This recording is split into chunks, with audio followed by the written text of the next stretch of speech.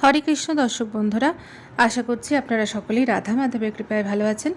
আজ আমরা শ্রীমদ্ ভগবদ গীতার পঞ্চম অধ্যায় কর্মসন্ন্যাস যোগের 15, 16, 17 এবং 18 নম্বর শ্লোকটি পাঠ করব। এর সাথে সাথে অনুবাদ এবং তাৎপর্য বিশ্লেষণ করব। আসুন তবে শুরু করা যাক। ন দত্তে কস্যচিৎ পাপম ন চৈব সুকৃতম বিভুঃ অজ্ঞানেনম অবৃতম জ্ঞানম তেন মোহন্তি জান্তবাহ। অনুবাদ: ভগবান জীবের পাপ অথবা পুণ্য কিছুই গ্রহণ করেন না। অজ্ঞানের দ্বারা প্রকৃত জ্ঞান আবৃত হওয়ার ফলে দেহধারী জীবসমূহ মোহচ্ছন্ন হয়ে পড়ে। তাৎপর্য: সংস্কৃত ভাষায় বিভু শব্দটির অর্থ হচ্ছে পরমেশ্বর ভগবান, যিনি অনন্ত জ্ঞান, শ্রী, যশ, বীর্য, ঐশ্বর্য ও বৈরাগ্য পরিপূর্ণ।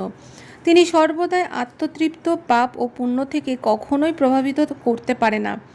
কিন্তু তিনি কোনো জীবের জন্য কোনো বিশেষ অবস্থার সৃষ্টি করেন না। কিন্তু অজ্ঞানতার দ্বারা মোহচ্ছন্ন হয়ে জীব বিভিন্ন পরিস্থিতির কামনা করে এবং তার ফলে তার কর্ম ও কর্মফলের প্রভাবও শুরু হয়। জীব ভগবানের পরাপ্রকৃতি জাত, তাই তার স্বরূপে সে পূর্ণ জ্ঞানে অধিষ্ঠিত, কিন্তু তা সত্ত্বেও সীমিত শক্তির কারণে তার অজ্ঞানের দ্বারা প্রভাবিত হওয়ার প্রবণতা থাকে। ভগবান সর্বশক্তিমান, কিন্তু জীব তা নয়। ভগবান বিভু, কিন্তু জীব অনুসদৃশ। জীবাত্মার স্বাধীনভাবে ইচ্ছা করার স্বাতন্ত্র্য আছে, কিন্তু কেবল সর্বশক্তিমান ভগবানের দ্বারাই আর সেই ইচ্ছা পূর্ণ হয়। আর তাই জীব যখন তার কামনা বাসনার দ্বারা মোহচ্ছন্ন হয়ে পড়ে, তখন সেই কামনা বাসনাগুলিকে পূর্ণ করতে ভগবান তাকে অনুমোদন করেন, কিন্তু তার বিশেষ বাসনার পরিপ্রেক্ষিতে তার কর্ম ও কর্মফলের জন্য ভগবান কোনো অবস্থাতেই দায়ী নন। বিভ্রান্ত হয়ে জীব তাই তার জড়দেহটিকেই তার স্বরূপ বলে মনে করে এবং অনিত্য সুখ ও দুঃখ ভোগ করতে থাকে। পরমাত্মারূপে ভগবান প্রতিটি জীবের নিত্য সহচর। ফুলের কাছে গেলে যেমন তার গন্ধ পাওয়া যায়, তেমনি আমাদের খুব কাছে আছেন বলে ভগবান আমাদের অন্তরের সমস্ত কামনা বাসনাগুলির কথা জানেন। কামনা বাসনাগুলি জীবের বন্ধনের সূক্ষ্ম রূপ।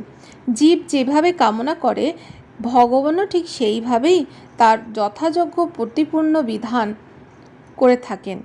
তাই নিজের ইচ্ছা পূরণ করার কোনো শক্তিই জীবের নেই, কিন্তু ভগবান সমস্ত বাসনা পূর্ণ করতে পারেন। তিনি সর্বতোভাবে নিরপেক্ষ, তাই তিনি অনুস্বাতন্ত্র্য বিশিষ্ট জীবের ইচ্ছায় হস্তক্ষেপ করেন না। কিন্তু কেউ যদি শ্রীকৃষ্ণকে পাওয়ার ইচ্ছা করে, তখন ভগবান তার প্রতি বিশেষভাবে যত্নপরায়ণ হন এবং তাকে এমনভাবে ইচ্ছা করতে উৎসাহিত করেন যাতে তাকে পেয়ে সে নিত্য সুখ লাভ করে থাকে। তাই বৈদিক মন্ত্রে বলা হয়েছে যে ভগবান জীবকে সৎকর্মে প্রবৃত্ত করেন যাতে তার উন্নতি সাধন হয়। তিনি জীবকে অসৎকর্মে প্রবৃত্ত করেন যাতে সে নরকগামী হয়। সুখ ও দুঃখের উপর জীব সর্বতোভাবে নির্ভরশীল। বায়ু যেমন মেঘকে চালিত করে, তেমনি ভগবানের ইচ্ছার ফলে জীব স্বর্গ অথবা নরকে গমন করে। তাই দেহধারী জীব অনন্তকাল ধরে কৃষ্ণ বিমুখ হয়ে থাকার বাসনা করার ফলে মোহচ্ছন্ন হয়ে থাকে। তাই সে তার স্বরূপে সচ্চিদানন্দময় হলেও তার সত্তা ক্ষুদ্র হবার ফলে সে ভগবানের দাসত্ব রূপ তার স্বরূপ বিস্তৃত হয় এবং এইভাবেই সে অবিদ্যার দ্বারা আবদ্ধ হয়ে পড়ে। আর অজ্ঞানের দ্বারা আচ্ছন্ন হয়ে সে বলে যে তার ভববন্ধনের জন্য ভগবানই দায়ী। এটি প্রতিপন্ন করে বেদান্ত সূত্রে বলা হয়েছে যে যদিও সেই রকম মনে হয়, কিন্তু ভগবান কাউকেই ঘৃণা করে না বা ভালোবাসে না। জ্ঞানেনন্তু তৎজ্ঞানং येषं नशितम् आत्मनः तेषाम् अदित्यवत् জ্ঞানম প্রকাশায়তি তৎপরম। অনুবাদ: জ্ঞানের প্রভাবে যাদের অজ্ঞান বিনষ্ট হয়েছে, তাদের সেই জ্ঞান অপ্রকৃত পরম তত্ত্বকে প্রকাশ করে, ঠিক যেমন দিন মানে সূর্যের উদয় সব কিছুই প্রকাশিত হয়। তাৎপর্য: যারা শ্রীকৃষ্ণকে ভুলে গেছে তারা অবশ্যই মোহচ্ছন্ন, কিন্তু যারা কৃষ্ণ ভাবনায় ভাবিত তারা কখনোই মোহচ্ছন্ন নয়। ভগবদ্গীতাতে বলা হয়েছে সর্বজ্ঞান প্লবেনা জ্ঞানাগ্নি সর্বকর্মাণি এবং না হি জ্ঞানে সদৃশ্যম, অর্থাৎ জ্ঞান সর্বদাই অত্যন্ত মর্যাদা সম্পন্ন। আর সেই জ্ঞান কি? পূর্ণ লাভ করা যায় শ্রীকৃষ্ণের শরণাগত হওয়ার মাধ্যমে, যে কথা সপ্তম অধ্যায় 49 শ্লোকে বর্ণনা করে বলা হয়েছে। বহু বহু জন্মের পর প্রকৃত জ্ঞানী ভগবান শ্রীকৃষ্ণের শরণাগত হন, কিংবা কৃষ্ণ ভাবনাময় ভাবিত হলে তার কাছে সমস্ত তত্ত্ব প্রকাশিত হয়। যেমন দিনের বেলায় সূর্যের আলোতে সব কিছুই প্রকাশিত হয়, জীব নানাভাবে মোহচ্ছন্ন হয়ে পড়ে। উদাহরণস্বরূপ বলা যায়, ধৃষ্টতাপূর্বক যে যখন নিজেকে ভগবান বলে মনে করে, তখন সে মায়ার অন্তিম ফাঁদে পতিত হয়। জীব যদি ভগবানই হয়, তাহলে সে মায়ার দ্বারা মোহচ্ছন্ন হয় কিভাবে? ভগবানের কি মায়ার দ্বারা মোহচ্ছন্ন হন? যদি তা সম্ভব হয়, তাহলে বুঝতে হবে যে অজ্ঞান বা শয়তান ভগবানের চেয়েও বেশি ক্ষমতাশালী। যথার্থ জ্ঞান কৃষ্ণ ভাবনাময় মহাপুরুষের কাছ থেকেই লাভ করা যায়। তাই এই রকম যথার্থ সদ্গুরুর অনুসন্ধান করে তার কাছে কৃষ্ণ ভাবনামৃত শিক্ষার হৃদয়গম করতে হয়। কেননা সূর্য যেমন অন্ধকার দূর করে, কৃষ্ণ ভাবনামৃতও তেমন সম্পূর্ণভাবে অজ্ঞানতা দূর করতে পারে। যদিও কেউ জ্ঞান লাভের মাধ্যমে উপলব্ধি করতে পারে যে সে তার দেহ নয়, সে তার জড়দেহের অতীত, তবু সে আত্মা ও পরমাত্মার মধ্যে পার্থক্য নিরূপণ করতে নাও পারে। কিন্তু সে যদি কৃষ্ণ ভাবনায় ভাবিত সদ্গুরু শরণাগত হয়ে যত্নবান হয়, তাহলে সে সব কিছুই ভালোভাবে জানতে পারে। কেবলমাত্র ভগবানের প্রতিনিধি সান্নিধ্য লাভ হলেই ভগবানকে ও ভগবানের সঙ্গে জীবের নিত্য সম্পর্কের কথা জানা যায়। ভগবানের প্রতিনিধি কখনো দাবি করেন না যে তিনি ভগবান, কিন্তু তাকে ভগবানের মতোই সম্মান করা হয়, কারণ তিনি ভগবত তত্ত্ব জানেন। ভগবান ও জীবের মধ্যে যে পার্থক্য রয়েছে তা অবশ্যই জানা উচিত। ভগবদ্গীতার 2য় অধ্যায় ভগবান শ্রীকৃষ্ণ সেজন্যই বলেছেন যে প্রত্যেক জীব স্বতন্ত্র এবং ভগবানও স্বতন্ত্র। অতীতে তাদের সকলেই স্বতন্ত্র স্বরূপ ছিল, এখনও আছে এবং ভবিষ্যতেও থাকবে, এমনকি মুক্তির পরেও থাকবে। রাত্রির অন্ধকারে যেমন সব কিছুই এক বলে মনে হলো, দিনের বেলা সূর্যোদয় হলে প্রতিটি বস্তু তাদের যথার্থ রূপে প্রতিভাত হয়। জ্ঞান চক্ষু উন্মিলিত হলে তেমনই সব কিছু স্বরূপ উপলব্ধ হয়। পারমার্থিক জীবনের স্বরূপ স্বতন্ত্রতা উপলব্ধি করাই হচ্ছে যথার্থ জ্ঞান। তদ্বুদ্ধয় তদাত্মানাঃ তন্নিষ্ঠা তৎপরায়ণাঃ গচ্ছন্তি অপুনরাবৃত্তিম জ্ঞাননির্ধূতকল্মষাঃ। অনুবাদ: যার বুদ্ধি ভগবানে স্থির হয়েছে, মন ভগবানের চিন্তায় একাগ্র হয়েছে, নিষ্ঠা ভগবানে দৃঢ় হয়েছে এবং যিনি ভগবানকে তার একমাত্র আশ্রয় রূপে গ্রহণ করেছেন, তার সমস্ত কলুষ জ্ঞানের দ্বারা সম্পূর্ণরূপে বিধৌত হয়েছে এবং এইভাবে তিনি মুক্তি মার্গে গমন করেন। তাৎপর্য: ভগবান শ্রীকৃষ্ণই পরতত্ত্ব।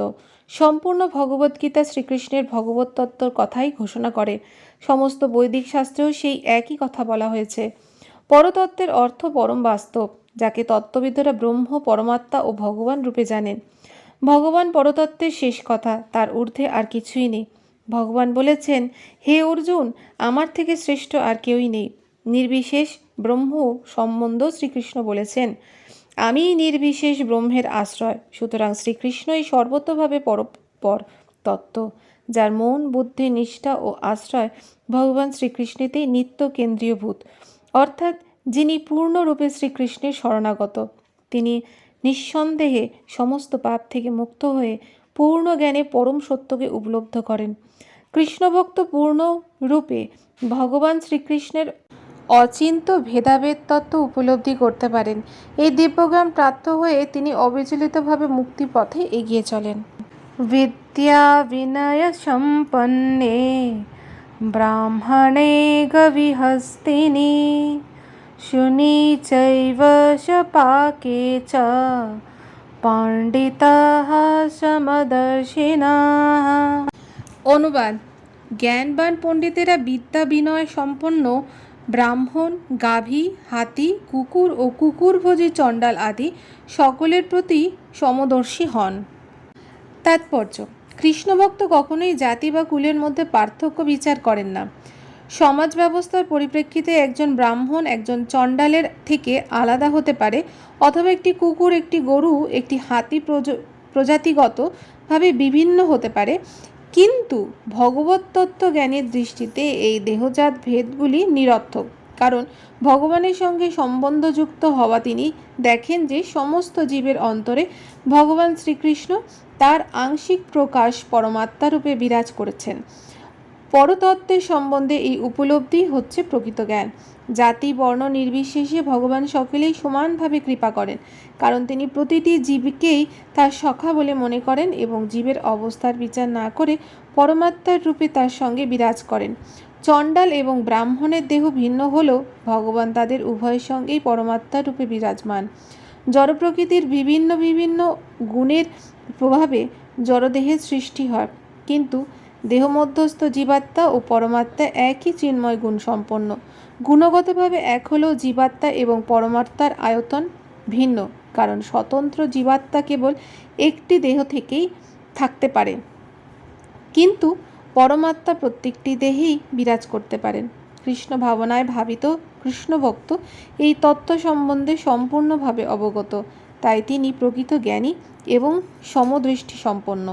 জীবাত্মা ও পরমাত্মার সাদৃশ্য হচ্ছে যে উভয় সচ্চিদানন্দময়, আর তাদের বৈসাদৃশ্য হচ্ছে যে জীবাত্মা অনুচৈতন্য এবং পরমাত্মা সর্বদেহে বিরাজমান বিভু চৈতন্য। তাহলে দর্শক বন্ধুরা, এই ছিল আমাদের শ্রীমদ্ ভগবদ্ গীতার পঞ্চম অধ্যায় কর্মসন্ন্যাস যোগের 15, 16, 17 এবং 18 নম্বর শ্লোকের তাৎপর্য। আগামী পর্বে আপনাদের সাথে আবার দেখা হবে পরবর্তী শ্লোক নিয়ে। আপনারা ভালো থাকুন, সুস্থ থাকুন। রাধে রাধে।